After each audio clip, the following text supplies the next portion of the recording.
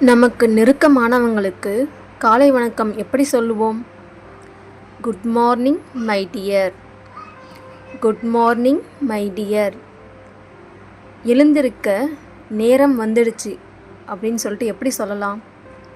Time to wake up. Time to wake up. நல்லா தூங்குனியா? Did you sleep well? Did you sleep well? வா, brush பண்ணு. Let's brush your teeth. Let's brush your teeth. முகம் கழுவுறதுக்கான நேரம் இது.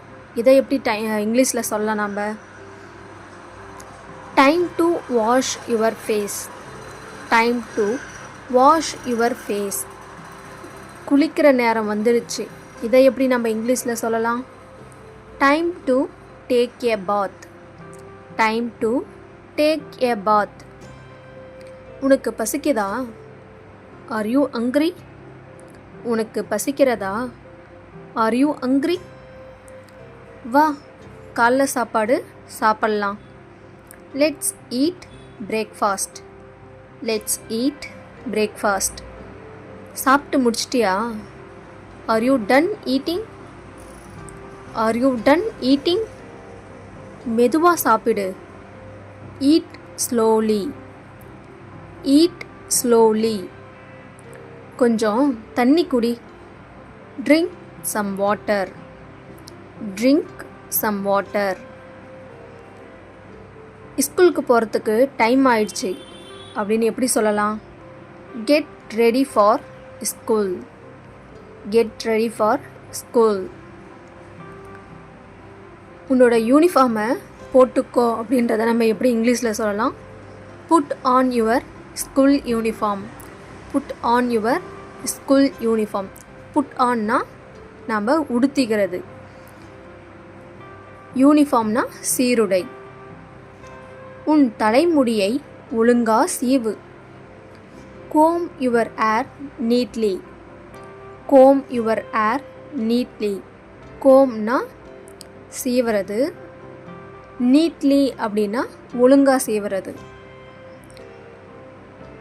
உன்னோட ஸ்கூல் பேக்கை எடுத்து வை. அதை எப்படி நம்ம இங்கிலீஷில் சொல்லலாம்னா பேக் யுவர் ஸ்கூல் பேக்.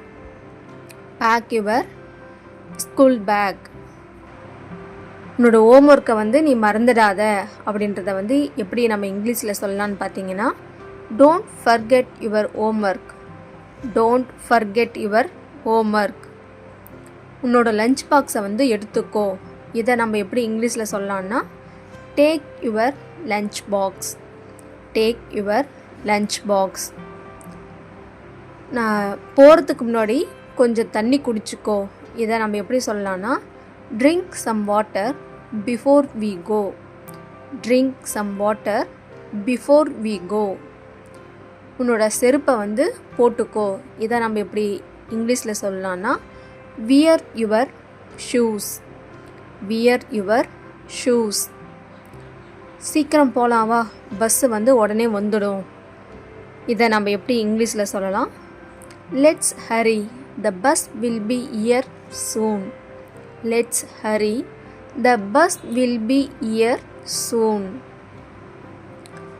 ரோடை கிராஸ் பண்ணும்போது என் கையை பிடிச்சிக்கோ. Hold my hand while crossing the road. Hold my hand while crossing the road. லைனில் நின்று பஸ்ஸுக்காக வெயிட் பண்ணு. இதை நம்ம எப்படி இங்கிலீஷில் சொல்லலாம்னா stand in line and wait for the bus. Stand in line and wait for the bus. நீங்கள் எப்படி இருக்கீங்க அப்படின்றத நம்ம எப்படி கேட்கணுன்னா how are you doing? How are you doing? நான் நல்லா இருக்கேன், கேட்டதுக்கு நன்றி. இதை நம்ம எப்படி இங்கிலீஷில் சொல்லலாம்? I am doing well, thanks for asking. I am doing well, thanks for asking. இன்றைக்கி நாள் ரொம்ப பரபரப்பாக இருக்குது. இதை நம்ம எப்படி சொல்லலான்னா it's been a busy day. It's been a busy day. நான் குளிக்கணும். இதை நம்ம எப்படி இங்கிலீஷில் சொல்லலாம்னா I need to take a shower. I need to take a shower. நான் ஒரு நிமிஷத்தில் திரும்பி வருவேன். இதை எப்படி நம்ம சொல்லலாம்னா I will be back in a minute. I will be back in a minute. இன்றைக்கி சாயந்தரம் நீ சும்மா இருக்கியா அப்படின்னு நம்ம எப்படி கேட்கணுன்னா are you free this evening. Are you free this evening. நம்ம டின்னருக்கு வெளியே போகலாம் அப்படின்றத வந்து நம்ம எப்படி இங்கிலீஷில் சொல்லலாம்னா let's go out for dinner. Let's go out for dinner. நீங்கள் எங்கே போகணுன்னு விரும்புகிறீங்க. Where do you want to go. Where do you want to go. நம்ம எப்போ சந்திக்கலாம். What time should we meet. What time should we meet. Bank எங்கே இருக்குது உங்களுக்கு தெரியுமா. இதை நம்ம எப்படி இங்கிலீஷில் கேட்கலான்னா do you know where the bank is. Do you know where the bank is. இங்கே பக்கத்துலேயே சூப்பர் மார்க்கெட் இருக்கா அப்படின்றத நம்ம எப்படி கேட்கலான்னா is there a supermarket nearby. Is there a supermarket nearby. நான் ரொம்ப உற்சாகமாக இருக்கேன். I am really excited. I am really excited. நான் கொஞ்சம் பதட்டமாக இருக்கேன். I am a bit nervous. I am a bit nervous. காலை உணவு சாப்பிட்லாம். Let's have breakfast. Let's have breakfast. அது எனக்கு ரொம்ப மகிழ்ச்சியாக இருக்குது. That makes me happy. That makes me happy. அதை திரும்ப விளக்க முடியுமா. அதை திரும்ப சொல்ல முடியுமா. இதை நம்ம எப்படி இங்கிலீஷில் சொல்லலாம்னா good you explain it again. Good you explain it again. ஜன்னலை திறக்க முடியுமா. Good you open the window. Good you open the window. எனக்கு கொஞ்சம் உதவி வேணும். எனக்கு கொஞ்சம் உதவி வேணும். இதை நம்ம எப்படி இங்கிலீஷில் கேட்கலான்னா I need some help or I need some assistance. இந்த ரெண்டு விதமாகவும் நம்ம கேட்கலாம். I need some help or I need some assistance. Fees எவ்வளவு இல்லை ஃபேர் எவ்வளவு. இதை நம்ம எப்படி இங்கிலீஷில் கேட்கலான்னா how much is the fare. How much is the fare. How much அப்படின்னா எவ்வளவு. ஃபேர் அப்படின்றது வந்து கட்டணம், விலை. நெக்ஸ்ட்டு வந்து தயவு செஞ்சு எனக்காக கொஞ்ச நேரம் காத்திரு அப்படின்னு சொல்லுவோம்ல. அதை வந்து நம்ம எப்படி இங்கிலீஷில் சொல்லலாம்னா please wait a moment. Please wait a moment. அது வந்து உங்களோட பெருந்தன்மை. That's very kind of you. That's very kind of you. பிறகு சந்திப்போம். see you later. பிறகு சந்திப்போம். இதை வந்து see you later அப்படின்னு சொல்லலாம். எனக்கு பசிக்கிறது. I am hungry. எனக்கு பசிக்கிறது அப்படின்னா I am hungry. நான் சோர்வாக இருக்கேன். நான் வந்து டயர்டாக இருக்கேன். இதை வந்து நம்ம எப்படி இங்கிலீஷில் சொல்லலாம்னா I am tired. இன்றைக்கி வந்து நல்ல நாளாக இருக்கட்டும். Have a nice day. இப்போ நம்ம ஒருத்தருக்கு வந்து good morning have a nice டேன்னு அனுப்புவோம்ல. அதாவது காலை வணக்கம். இந்த நாள் வந்து நல்ல நாளாக இருக்கட்டும் அப்படின்றத வந்து நம்ம அவங்களுக்கு ஹாவ் எ நைஸ் டே அப்படின்னு சொல்லிட்டு அனுப்புகிறோம். ஒரு பையன் வந்து அவனோட வீட்டோட வாசலில் நின்றுட்டு இருக்கான். அதை வந்து நம்ம எப்படி இங்கிலீஷில் சொல்லலாம்னா the boy is standing at the entrance of his house.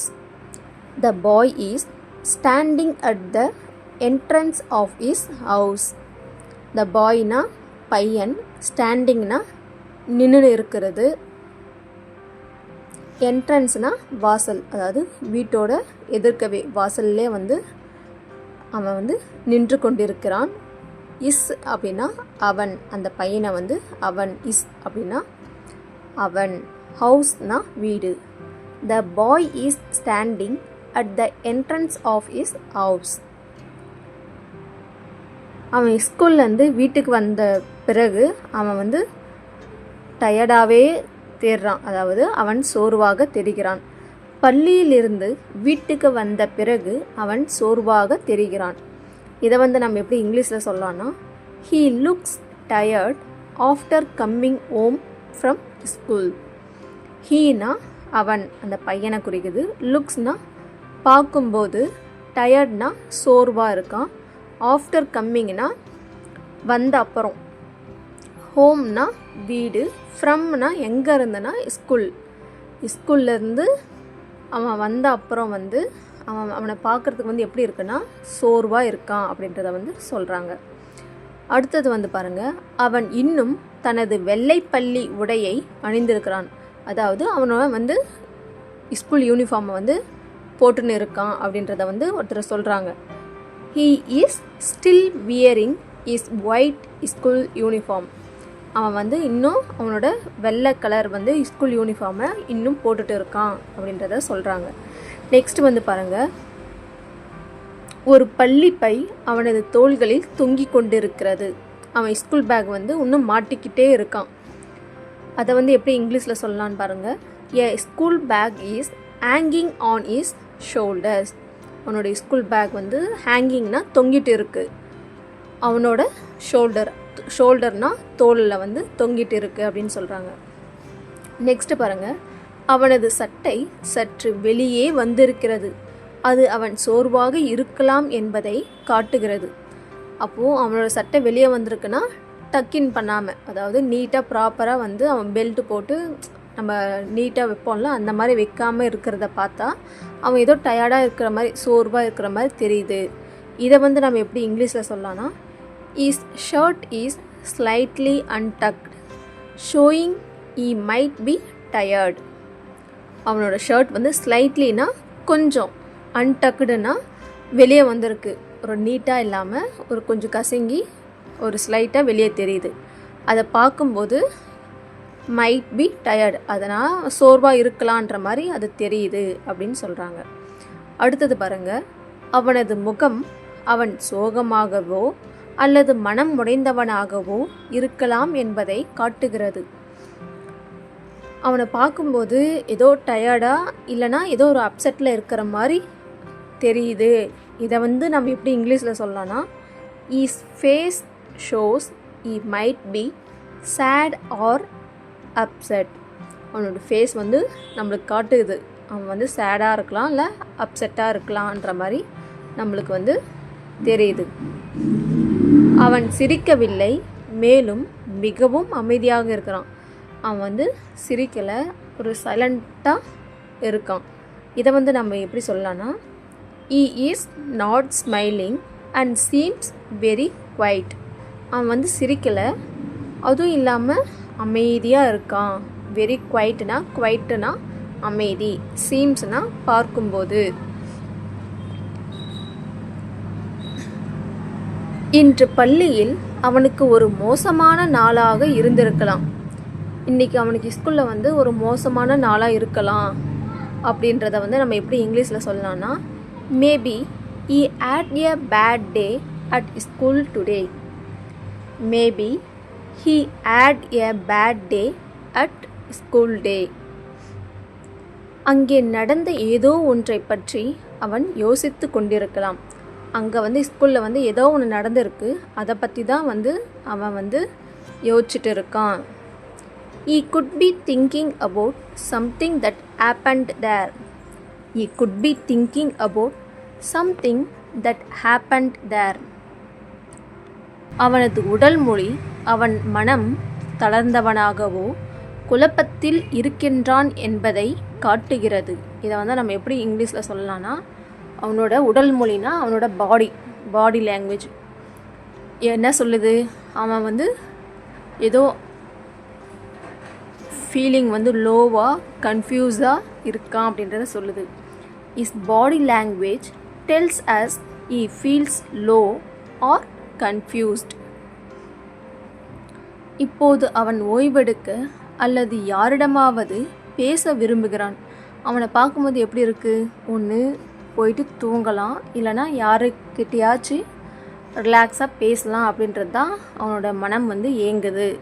அதை வந்து நம்ம எப்படி இங்கிலீஷில் சொல்லலாம்னா, he just wants to rest or talk to someone now. He just wants to rest or talk to someone now. இன்னைக்கு ஸ்கூல் வந்து எப்படி இருந்தது? How was school today? How was school today? நான் கொஞ்சம் டயர்டாக இருக்கேன். I am so tired though. I am so tired though. அது எனக்கு தெரியுது. நீ பள்ளியில் வந்து மதிய உணவு சாப்பிட்டியா? அதை பார்த்தாவே தெரியுது நீ வந்து டயர்டாக இருக்கன்னு. நீ வந்து மதியம் வந்து லஞ்ச் சாப்பிட்டியா? இதை வந்து நம்ம எப்படி இங்கிலீஷில் சொல்லலாம்னா, I can see that. Did you have your lunch at school? அதுக்கு பையன் என்ன சொல்கிறான்? சாப்பிட்டேன். இன்று புலாவும் தயிரும் இருந்தது. ரொம்ப சுவையாக இருந்துச்சு. Yes, I did. நான் சாப்பிட்டேன். We had pulav and curd today. It was yummy. நல்லது. இன்று என்ன கற்றுக்கொண்டாய்? இன்றைக்கி வந்து என்ன சொல்லி கொடுத்தாங்க அப்படின்னு கேட்குறாங்க. That's nice. What did you learn today? That's nice. What did you learn today? அறிவியலில் நாங்கள் தாவரங்கள் பற்றி கற்றோம். கணிதத்தில் ஒரு தேர்வும் நடந்தது. சயின்ஸில் தாவரங்களை பற்றி இன்னைக்கு தெரிஞ்சுக்கினேன். அது மட்டும் இல்லாமல் மேக்ஸில் வந்து ஒரு டெஸ்ட்டும் இருந்துச்சு. இதை வந்து நம்ம இங்கிலீஷில் எப்படி சொல்லலாம்னா, in science we learned about plants and in math we had a test. In சயின்ஸில் we learned about plants, அதாவது தாவரங்களை பற்றி லேர்ன் பண்ணோம். அண்ட் மேக்ஸில் we had a test. அது எளிதாக இருந்தது. நான் நன்றாக செய்தேன் என்று நினைக்கிறேன். அது ஈஸியாக தான் இருந்துச்சு. நான் நல்லா பண்ணியிருக்கேன். டெஸ்ட்டை வந்து நான் நல்லா பண்ணியிருக்கேன் அப்படின்னு நினைக்கிறேன் அப்படின்னு சொல்கிறத வந்து நம்ம எப்படி இங்கிலீஷில் சொல்லலாம். It was easy. I think நான் நினைக்கிறேன். I did well. It was ஈஸினா எளிதாக இருந்தது. ஐ திங்க் நான் நினைக்கிறேன். ஐ டிட் வெல்லுனா நான் நல்லா பண்ணியிருக்கேன். அடுத்தது பாருங்கள். சிறப்பாக செய்தாய். நான் உன்னை நினைத்து பெருமைப்படுகிறேன். நல்லா பண்ணியிருக்க. Good job. I am proud of you. Good job. I am proud of you. உனக்கு ஹோம்ஒர்க் ஏதாவது கொடுத்துருக்காங்களா அப்படின்றது எப்படி கேட்கலான்னா, do you have any homework? Do you have any homework? ஆமாம், கொஞ்சம் படிக்கிறதும் ஒரு ஒர்க் ஷீட் இருக்குது அப்படின்றத வந்து சொல்கிறாங்க. இதை வந்து நம்ம எப்படி இங்கிலீஷில் சொல்லலாம்னா, yes, some reading and one worksheet in English. Some reading and one worksheet in English. சரி, முதல்ல ஃப்ரெஷ்ஷாகு. நான் உனக்கு ஸ்நாக்ஸ் எடுத்துகிட்டு வரேன். Okay, freshen up first. I will get you some snacks. என்ன ஸ்நாக்ஸ்? What's for snacks. என்ன ஸ்நாக்ஸ்ன்றது எப்படி கேட்குதுன்னா, வாட்ஸ் ஃபார் ஸ்நாக்ஸ். உனக்கு பிடிச்ச வாழைப்பழத்தில் மில்க் ஷேக்கும் பிஸ்கெட்டும். இதை வந்து நம்ம எப்படி இங்கிலீஷில் சொல்லலாம், your favourite banana milk shake and biscuits. Your favourite banana milk shake and biscuits. Wow, நன்றி அம்மா. Wow, thanks mom. போய் கைகளை கழுவிட்டு சீக்கிரம் வா. Go wash your hands and come quickly. Go wash your hands and come quickly.